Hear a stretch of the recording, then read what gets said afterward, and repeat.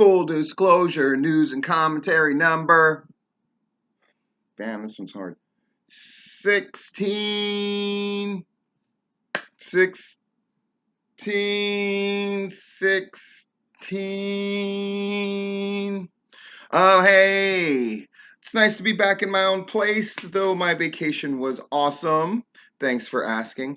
By the way, 99 days till Halloween, Halloween, Halloween. 99 days till Halloween, Silver Shamrock. I'm excited about Halloween. I love Halloween. And of course, Halloween 3, Season of the Witch, completely underrated movie, is on right now.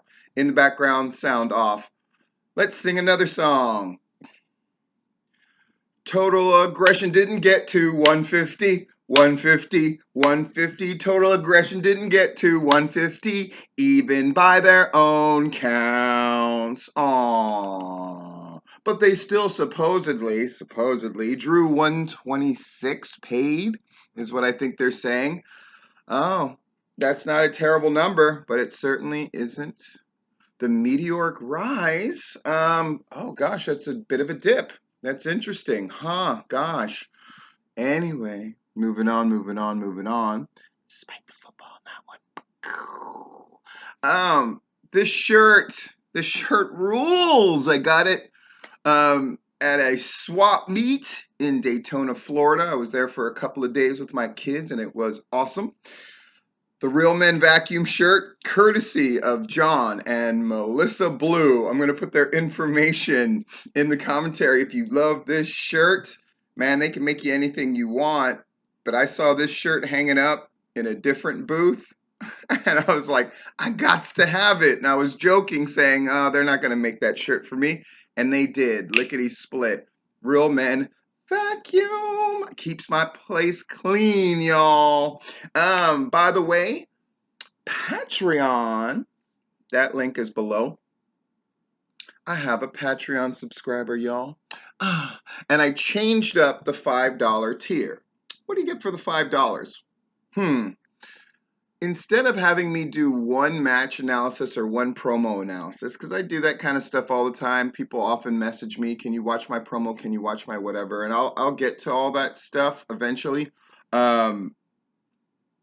However, I've decided to change it up. Listen to this. I put out my first video called Unsubstantiated Rumors and Deep Dives into Drama, looking into Georgia wrestling drama promotion by promotion. And the rumors that I wasn't able to substantiate, so I don't put them out on full disclosure or any other videos for public consumption. However, if you want to know the scuttlebutt that I'm hearing about, I'm going to put it in Unsubstantiated Rumors and Deep Dives into Drama for the people who are donating at the level of $5 and above each month. So, Myron, my first Patreon subscriber, is the only person who's getting to see the first video. And it's a doozy. You can ask him if it was worth it or not.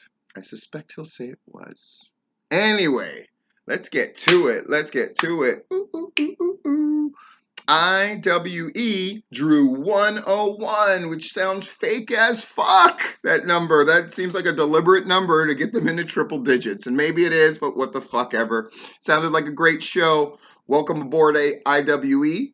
A wish for continued success. Unless you're assholes, then fuck y'all, but we'll see. Time will tell. APW 91. They had Freedom Fight not all that long ago, and now they're drawing 91 for a regular show. That's good news for APW. GPW, though they drew more, 137. We can't see GPW as anything, but that's a sinking ship, right? Daryl Morris wasn't at that show. Woody, strangely, came in and ran it for him, probably to help the boys out more than anything else.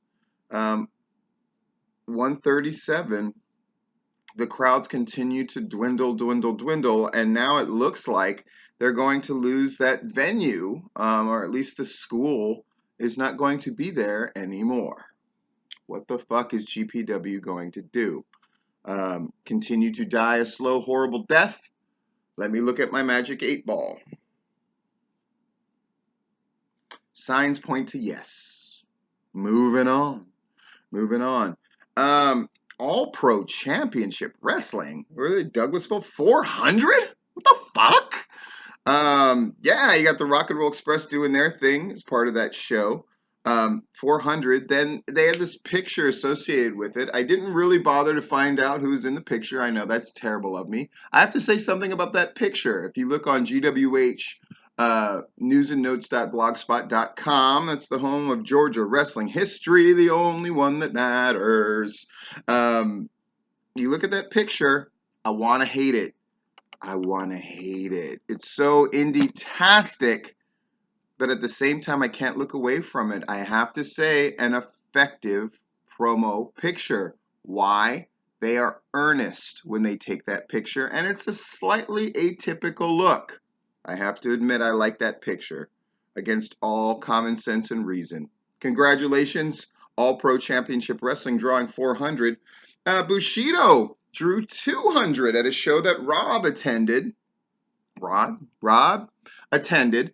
But all the scuttlebutt is that Bushido gave away at least 100 tickets to get that crowd, and that the paid was closer to 70. Rob Rod, who I believe says there were about 200 people there, so that's well and good. But if you're giving away all of those tickets, I don't know, what does it mean? It means it's not nearly as important as it should be. It's interesting, though, is it not? We're going to talk about Southern Fried because there's a story related to them as well. So I want to cover them second to last. By the way, what is the commentary about? The commentary is about the notion of is Rene Girard and his mimetic theory. More popularly known when I was coming up in school as the Girardian Triangle, and I'm going to talk to you about my adaptation of the concept of the Girardian Triangle and scapegoating and how it applies to Georgia wrestling. Oh shit, Steve, that sounds really hard and intellectual. Aw, poor babies. Poor babies. What's coming up? July 27th. They're the only ones who got that their show is this weekend. Pro Wrestling Circuit. Yeah. Looking at that poster, it's a reasonable looking poster, which nowadays passes as great. So congratulations on that, Pro Wrestling Circuit. A lot of great talent on that show. That's fun to see. Though it seems like a kind of the cast of like usual suspects of that area of Georgia. Pro Wrestling Circuit, though, shit name. Fuck, I hate that fucking name, you fucking meathead weightlifter fucks. Pro Wrestling Circuit. God damn. Ugh. Hate that fucking name. But that's neither here nor there. Good luck to them after I shit all over the name. Let's talk about Southern Fried. So they drew 250, 260. That's good news. They had Rob Rod at their show doing a review of it. Very thorough review, by the way. Rob is feeling it. If you can't tell, right? His writing is getting more detailed, and the details he's throwing in are more interesting. Even saying something about Doc Brock's ill-fitting sleeves. They're becoming more pleasurable to read. Congratulations, Rob Rod, for doing that. The promo from Logan Creed during that whole thing was fucking fantastic. Sounds like the booking was pretty much on point. Alan Angels finally gets a big win, winning what I assume to be some kind of secondary title, and all that's great. So Southern Fried has a lot to be happy for. They're going to actually work their way into the commentary as well. But what's the story? So a number of people contacted me about a security guard that worked at Southern Fried. And apparently, this security guard had also worked at Southern Violence and Honor at one point. So he's a guy that was around.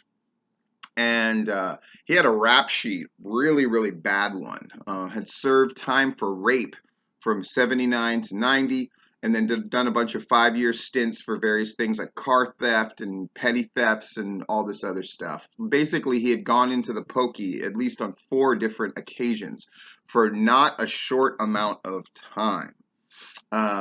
So a number of people sent this news item to me, along with the guy's mugshot and his rap sheet. And so I went to David Manders directly. I contacted him directly to get his take on it. So we talked on the phone, and I believe David Manders. And the long and short of it is this: he was a guy that had worked security for different shows, including Southern Violence and Southern Fried prominently. That David Manders did have him checked out, and nothing about his convictions in the past, which he did serve his time for. There were no kind of like restraining orders or no kind of limitations on who he could be around and what he could do and that kind of thing. But as a result of sort of the heat coming down for it, David Manders let this guy go. Tommy, I think his name was, let him go. So he's no longer a security guard there at Southern Fried. So again, this was a tricky one for me because the guy had served his time, though it did seem like for some pretty serious stuff. And but David did bring up the good point, which was, at my shows, I've got cops up the wazoo all around. We always put the guy in a position where he could be watched. There was no danger to anybody, and I believe all of that. Yeah. So a story, and then that's the whole story. And now that's done. But interesting, yeah. So the heat coming down from me directly or indirectly. Sort of leading to somebody else not being used in relation to a show. So cool. So there's no problems and no drama anymore with that. But I thought I would keep you updated. Now let's get to the commentary. Here's my interpretation of the Girardian Triangle, as I'm going to call it from here on in, because it's sort of illustrative. Yes? And the theory is very complicated, and it's much more complicated than I'm making it out to be, but I'm using it for illustrative purposes, and I don't want to take credit for it since it spawns from this idea. So if you want to look up and read about, you can call it mimetic theory. The guy's name is Rene Girard, and I'm calling it the Girardian Triangle, which is, I'm going to just put my version of it, which is simply put, 2 forces that would normally oppose one another find a scapegoat, and they oppose that. The enemy of my enemy is my friend, as long as we have a third thing to direct our anger towards. And we see this play out in Georgia wrestling all the time, right? Groups that should, on the surface, not get along with each other find a third thing to despise, and so they work as temporary allies, right? Chris Nelms has had promotions that have, he's one of the guys that helped found Southern Fried, but yet has run multiple times against Southern Fried, which I've pointed out in the past, and now famously is divided against Southern Fried, right? But at times where they were working together, what was the common enemy?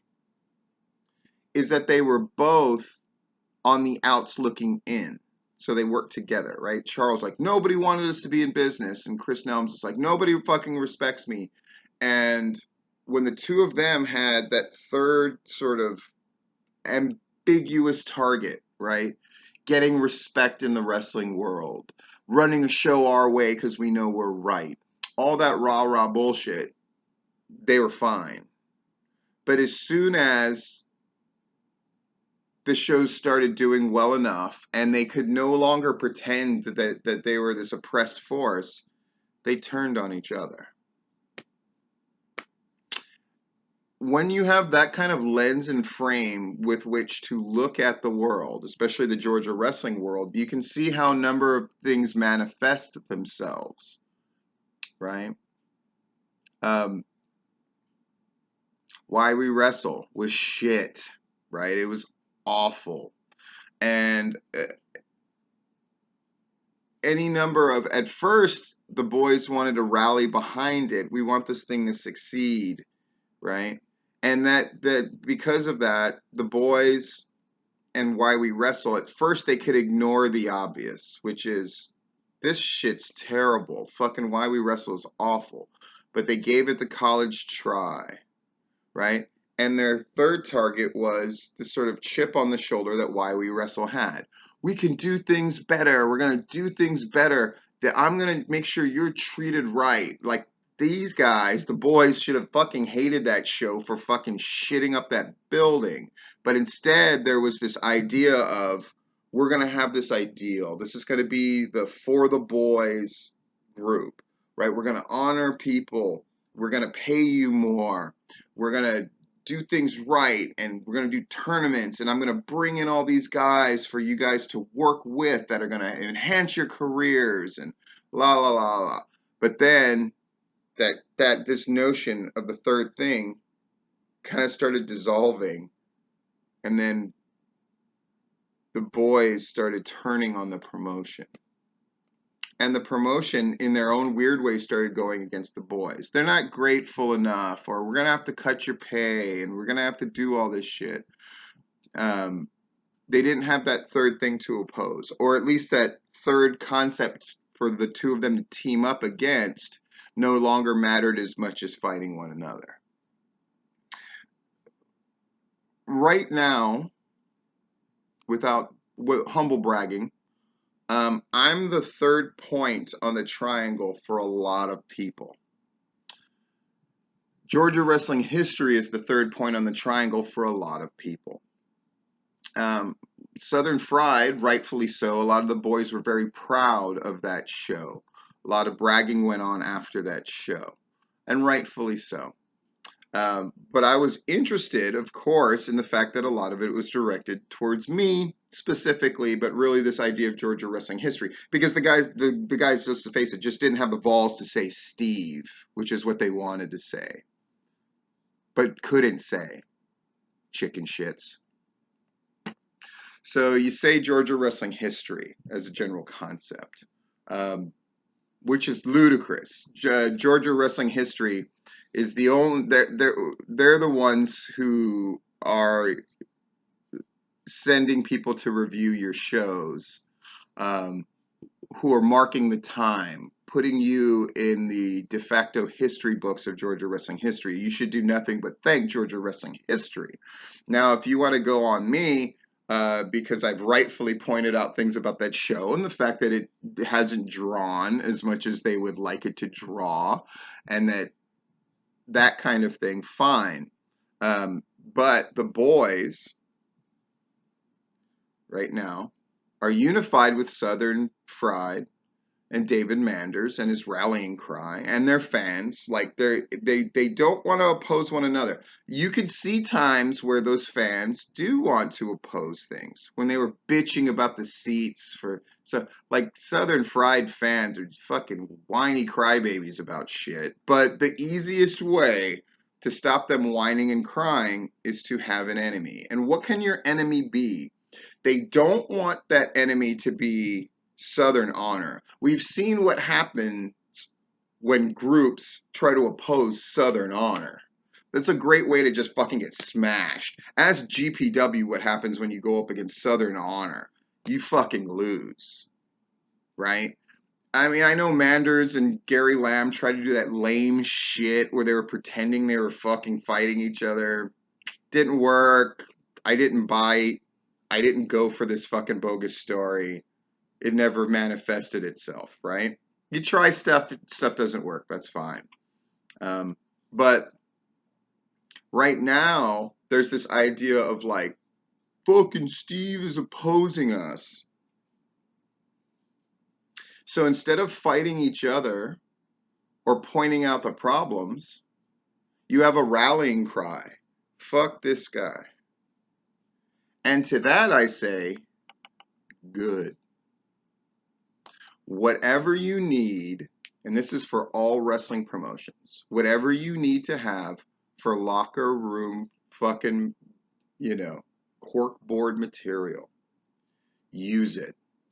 Whatever kind of oppression you need to create in your own fucking mind in order to give yourself an enemy against with which to fight,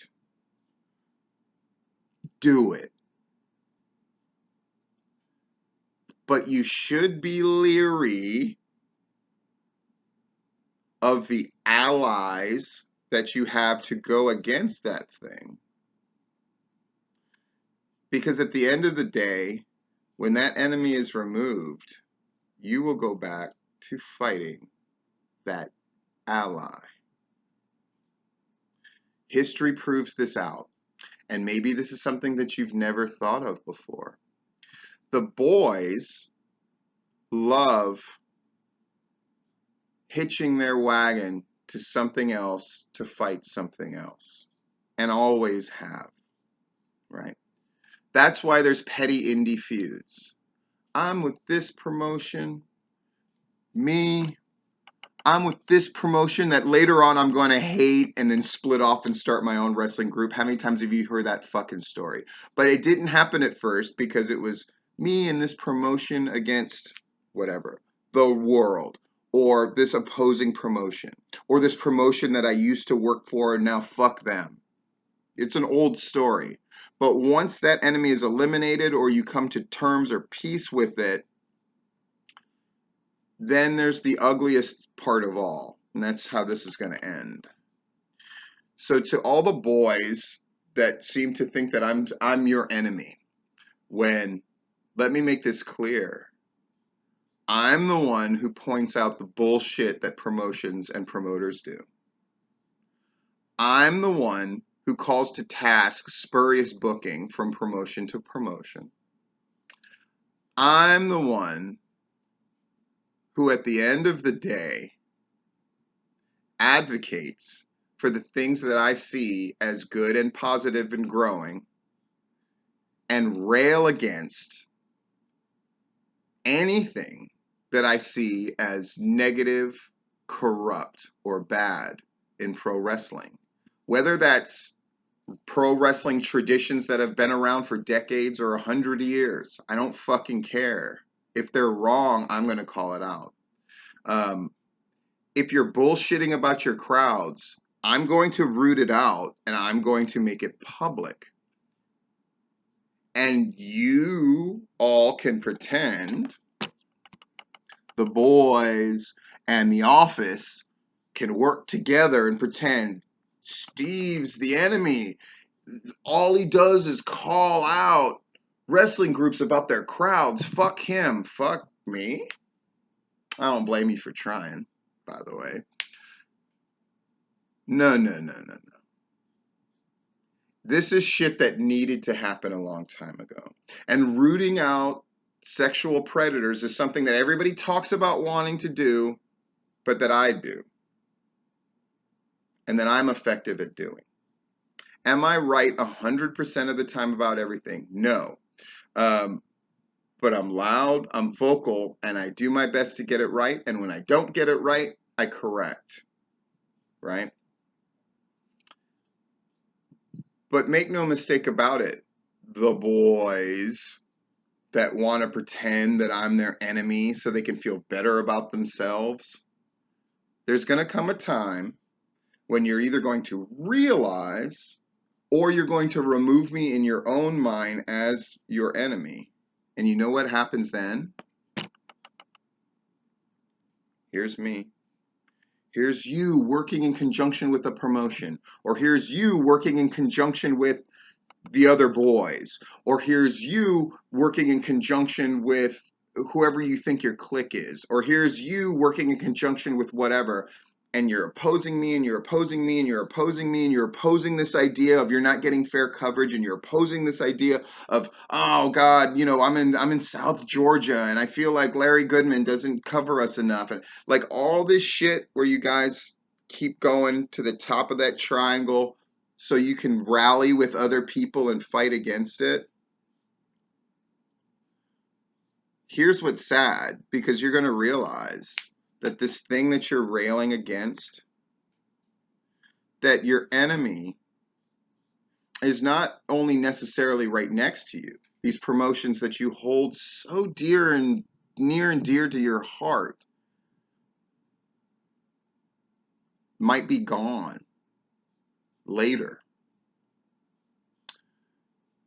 But here's who the boys in particular should really be opposing. You know what should be at the top of the triangle for most of the boys? Themselves. And ultimately, that's the scapegoat that they will never go against.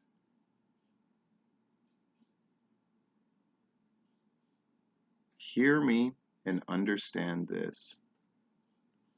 You have to create enemies. And I'm a big fan of enemies. And I think any of the people who have achieved success in Georgia wrestling would admit that they love creating enemies and they need enemies. They need something to rail against, right?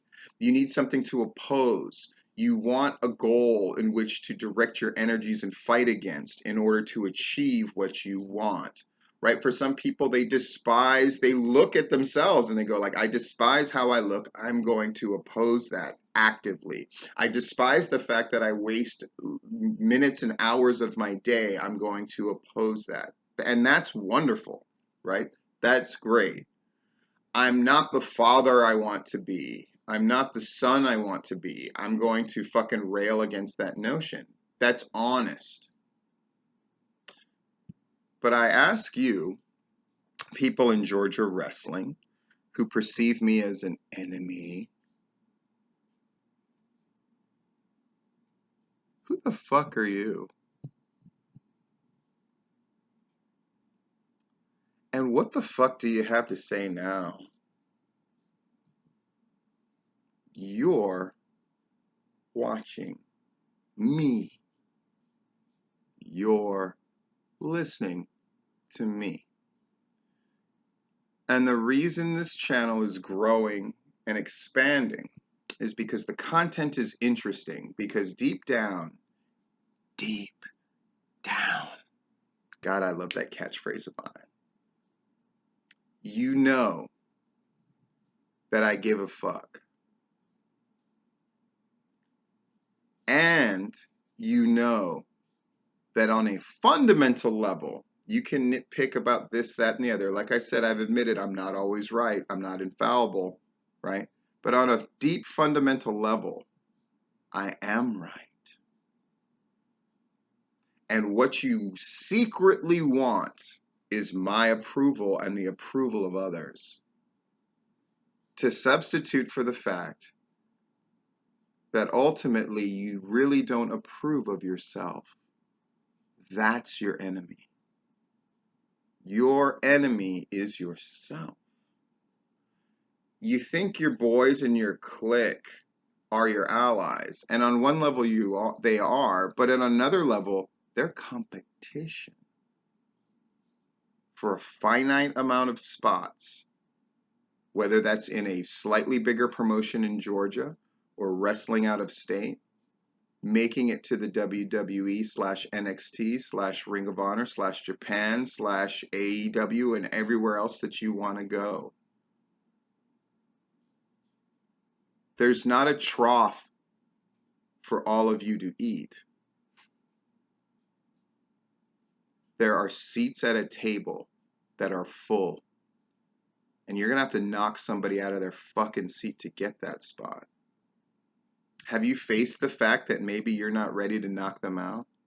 Are you one of these dumb motherfuckers that think that you can just stand near the table and wait patiently, and then somebody will get up from their seat voluntarily, and then somebody will tap you on the shoulder and say, that's your seat now?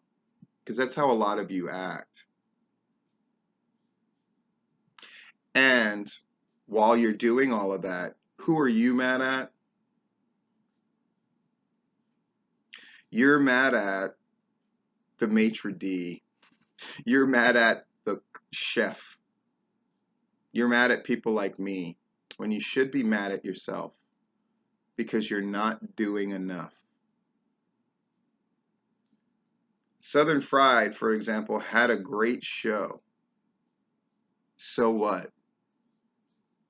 On to the next.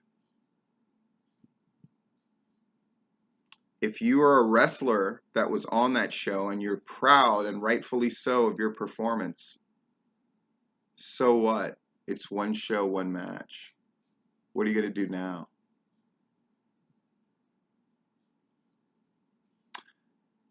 And lastly,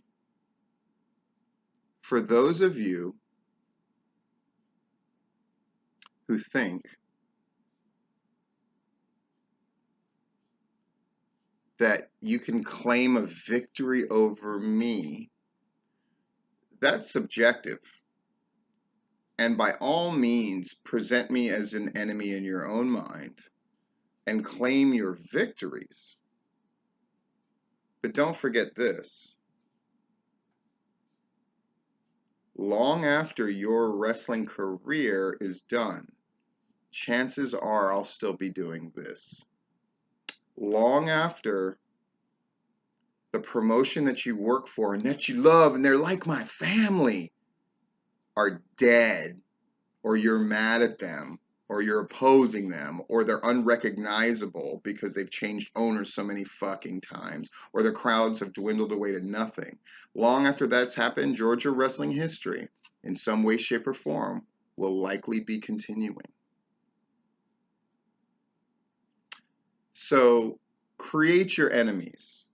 Create that third part of the triangle in order to not waste your energy fighting others necessarily. Find a common enemy, sure. But also don't play yourself. Don't be a mark for your own gimmick, as it were. And understand who your true enemy is. And that's the wrestler that you currently are. That's the real enemy.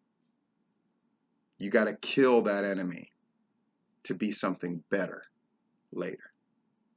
This has been Full Disclosure.